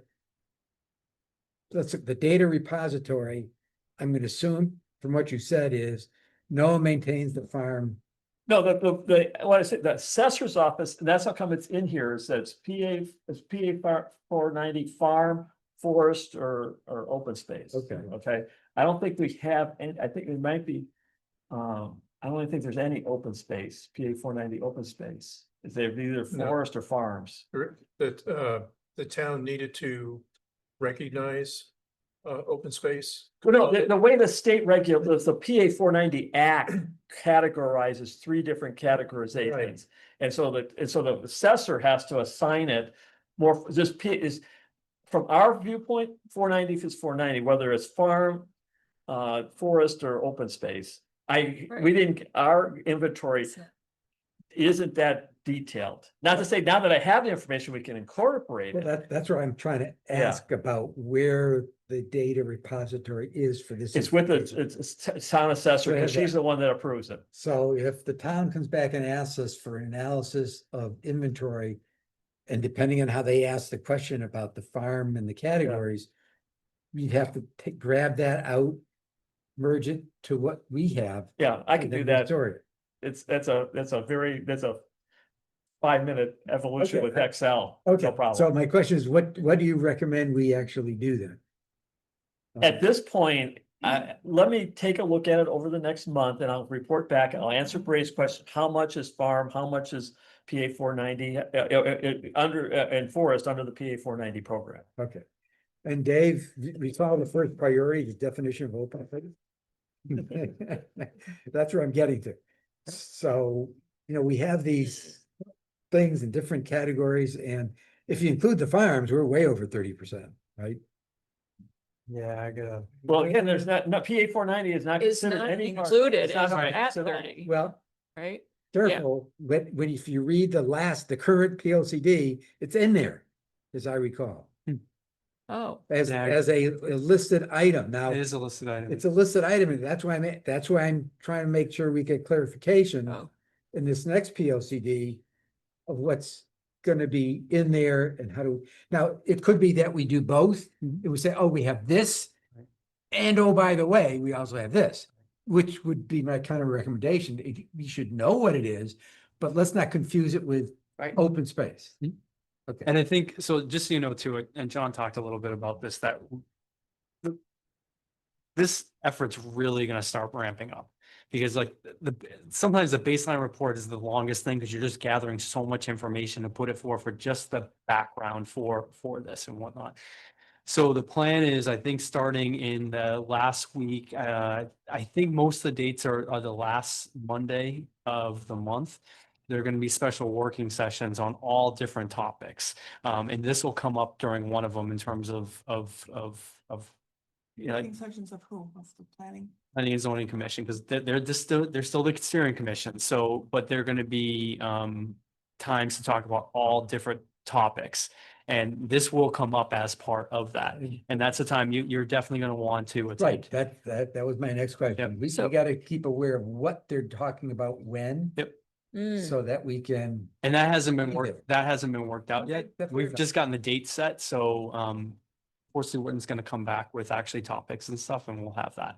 I'll probably have it. I might have it by next, I should have it by next month, or at least the next couple. So you know Oh, yeah, what's that's coming up. front end, see Yeah, what's yeah. coming up in the P and Z, Yep. so that, I mean, we gotta orchestrate who's gonna attend what, for what, which. right? Absolutely.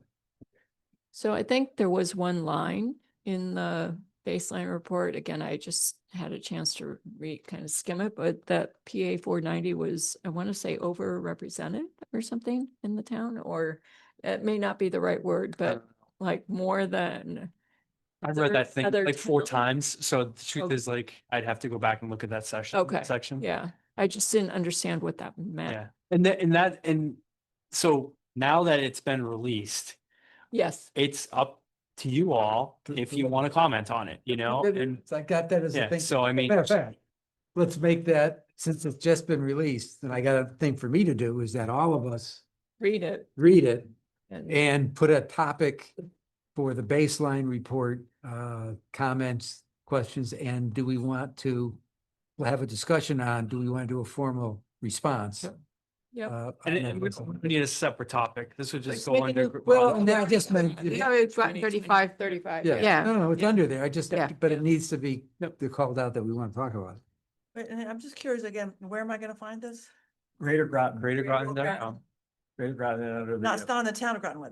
No, No. Greater But it Groton. shouldn't it be? No, Nope. no, it's not. No, we are moving away from, the town of Groton is literally more business. Yeah, business oriented. These are town. topic issue focused. But I mean, things. couldn't there even be a link? There is a link. Yeah. There's a link right on the first page. So where you get the stuff that pops up there, one of them says Greater Groton. You can click on it right there. But it's also easier to remember than the Greater town's Groton. website. Just remember GreaterGroton.com, Yes, and that's all you You got need. town of Groton, you get Massachusetts. I know, always most of the time. Yes, that's the first thing that pops. They're there first. Yeah. I don't know why. People are like, oh, Mm.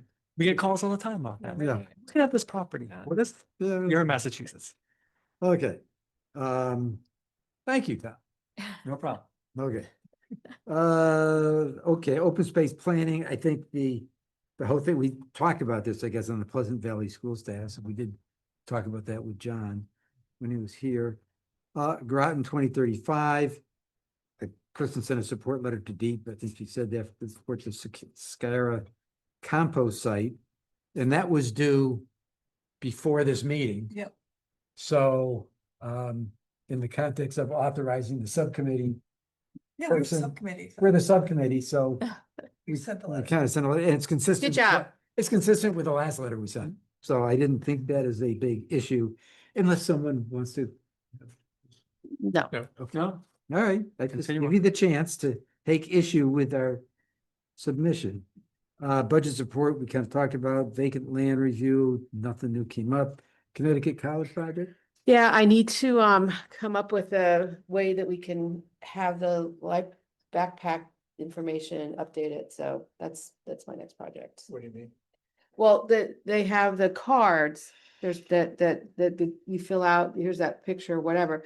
But what the people got spelled wrong on one of them. But and when I went to try to fix it, I realized I can't do anything with this document. Yeah, I There. tried to fix it as well. and I Yeah, couldn't. it's a PDF of some other thing. And it's like, well, if we wanted to add, like, next year, they want to add more or change what flag, like, if we have more information, there's no way to change what they have. It'd be starting from scratch, which is what so I need to figure out something.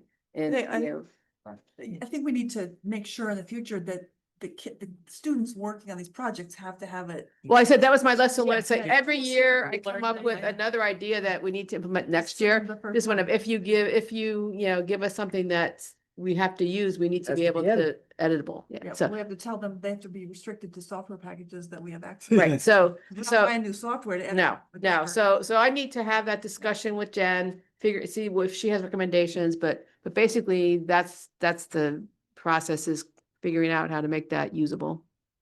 yeah, and whatever you do, like, I mean, prior to putting it up online, as long as it's whatever form, sometimes Google is great, but that's not something that the town uses right now. So if it's some sort of Word document that can be updated, and then when it needs to go up online, you just It save it gets as a converted to a PDF, you just PDF. convert it, and that's the way to, so you always have the background in Yeah, Word, whatever. Right, That's this the is way gonna I be, do it. it's gotta be something like, I use PowerPoint for this kind of stuff, Yeah, right? and you So, do the same thing, you get so, right. PowerPoint and then save it as a Right. PDF. and they use who knows what. Yeah, I know. So, Who knows what? All right, Anyway. moving right along. Yes, Open space stewardship. We kind of had that discussion. right, and I will What's the be, latest with.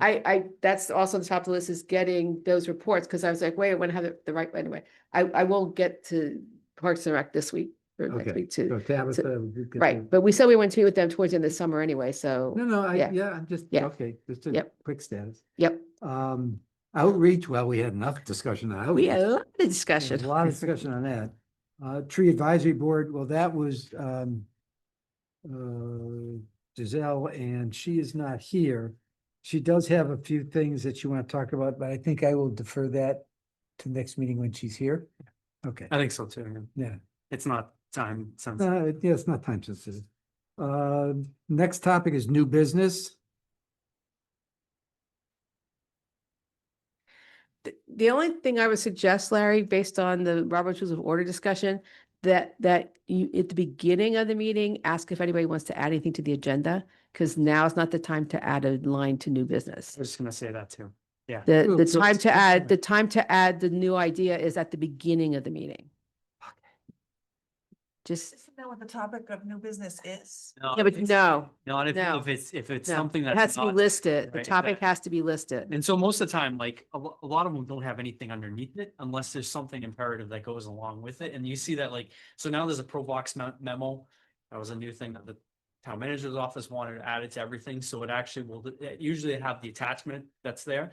And if there's nothing under it, that means there's no new topic. But yeah, like technically that is what you're supposed to do. It's a What little if you more. put something in the middle of the meeting. That's why, well, it depends. If you're gonna take action on it, you need to prep the community, Right, you right. know, and Plus, to the if people public. are listening to the Right. meeting, they'll know that that topic is coming up, so Yep. they know whether or not to stay or. Now, it can be discussed Yeah. it can be discussed in, Can't be report a active. or a chair or a commission, like. This came up in my, my last month, and I think that next meeting should have this as a topic, as an item of discussion. Right. But nothing actionable should No, be no, under that- there. Okay, that's fine. Just. Well, I'm just explaining. Okay, okay. all right. Report of staff. I have two quick things. I sent you one thing out today. There's an email at the end of the day from, which I thought you definitely all would be interested in.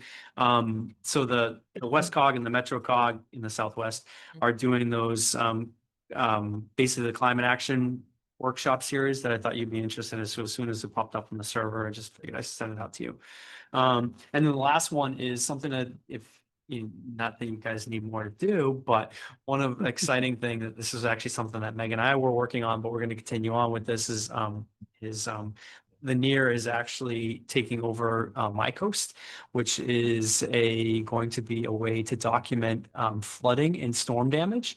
This is something that I worked on for like 10 years in Rhode Island. It's a really cool app to document, like I said, storm events, but also high tide events. So to get photo documentation of where the flooding is happening, so that towns and other can keep track of what we're seeing and whatnot, and it's a really cool. From the app, but are you installing cameras? No, use your camera. So everything it's as soon as you connect on, it GPS is your location. It asks you all these questions. You can take a photo. So say, for instance, wherever we are. You have to actually go out. You have to have the app on your phone. and Crowdsource. You go to Yeah, the location. That's all. It's all crowdsourcing. Yep. But it's It's really amazing because as a community, you can't be out everywhere. And what we did in Rhode Island, we actually worked with the DPW so they would know when roads were flooded so they could put out signage. Same thing's happening here. And then it's also where the impacts, you're seeing impacts. So we did it on public access points where you would have erosion from storms or whatever. You can use it in lots of different ways, but so anyways, some funding came forward for it. So basically, this is a partnership with Stonington, the town and the city. We're going to be basically test piloting in here, and there'll be some trainings coming up, I think in the early fall. So we went through like us as the kind of the user groups that are involved with this whole process, but it's a really great way. There's one that's self-interest. Because if my road floods, I Absolutely. want to capture. So it. this is Absolutely. where you have the public. Yep. Give them the access to this so that they, Like, anybody that sees anything could Yep. could record it. Is there like a scientific way to, like later on, go back and look and like, is it scientific or is it just like, this is what's happening now, alert? no, it's not. Yes, it has all that. So like basically built into the app. So not on here. So you GPS your location. In time, all right. It will take the local tide gauge and show you exactly where it is. So if the tide gauge says the tide prediction says we're gonna have a 2.6 foot tide, and then all of a sudden it shows that it's 3.6. Now you can see that foot difference wherever you took the photo. Historically, it's gonna record all this? Yeah, it's a pretty, and so we've used it, like in my last job, we used it for when we would go in front of the different communities and whatnot and say, okay, this is, we know that you are aware of certain places flooding, but there's also this, and you know, and we looked at one of the communities up in Warwick in Rhode Island. We were working on there about getting rid of a section of road because it was duplicative. So you could come in both ways, but one way was being flooded so often that it was destroying the the underside of the road, and it was so much work to do that. So ultimately decided it's like, we don't need two entrances, we can just do this. So there's some really proactive ways to use crowdsourcing when people are out and about, and you know, and again, these are volunteers, but this is a different. It's a different. Yeah, it's very different, Like you know. Waze Yeah. or something like that. Exactly. Yep. Waze is the same thing. Yep. Roadkill. Click. You know, like, oh yeah, there's roadkill there. Yeah. Yeah. Exactly. So if you take it, I have it on my phone, I have the app on my phone. Yep. How does it go from me to maybe you? So what'll happen is that, and this is what the NEAR is working on right now. So they're going to control this. It's a big website designer that has the whole control. And they're trying to figure out if it's going to be directly. So if you post something, it directly goes up there, which is the ideal. That's what we did in Rhode Island, rather than saying someone has to approve the photo first. And then you can actually, on your feed, what'll happen is the most current photos will actually pop up underneath there, and you can click on it, you can see who posted, you can see where they posted it and that information. It can do more when you get back if you really want to explore with it on your on their website as well. But it's a really cool app, and like I said, this is something that Megan and I met with them when we both first started here about 2.5, almost 3 years ago. And What's the name of it's this? called My Coast. My Coast. And you can look it up. Right now, I think Cool. there's 8 different communities, 8 different states that use it. That sounds really cool. But it's a really very, very cool app. So that's all I got. Speaking of erosion. Yep. On the road to nowhere, they're putting in these lights and I know they're shoring up Yeah, they're shoring up the seawall there. they're shoring up the seawall. I mean, I'm trying to, that's what I figured, because they're shoring up the seawall, but then why are the lights there? That's temporary. No, because it's single lane. Single lane. They're not permanent. No. Yeah. Yeah. They spent all that money. That's why I was sitting there going, holy crap. Well, they've been planning this for 3 years. Yeah. Yeah. Well, I don't. You know what they have, just again, what's in France, they have these little radio thing, like, there'll be long section of road closed, the two things communicate with each other. Like, so this one, there's a stoplight here, it'll be like, yellow or red stop, and then it'll give you time to go through, and then the other radio thing, so they're completely transferable. Yeah. You're not building, like, putting in pillars and running I wires. they're mean, just like- yeah, it was like, holy moly. Talk to the state, they own the line, it's a state project, Jeez. DOT project. Culvert wall. I mean, that's exactly. It's a big project, and Yeah, yep. no, there's- I figured it was erosion, the code, yeah, but I just was mystified by the lights, but because they still had people there. Yeah, they still have people. Are we done? That's what I'm. And I'm done. Michelle? yes, that was my question. Is there, Well, Michelle, would you like yeah. to make a motion? Yes, I move we adjourn so Tom can get to his other meeting. Is there a second? Second. All in favor? Aye. Aye. Meeting is adjourned. Hmm.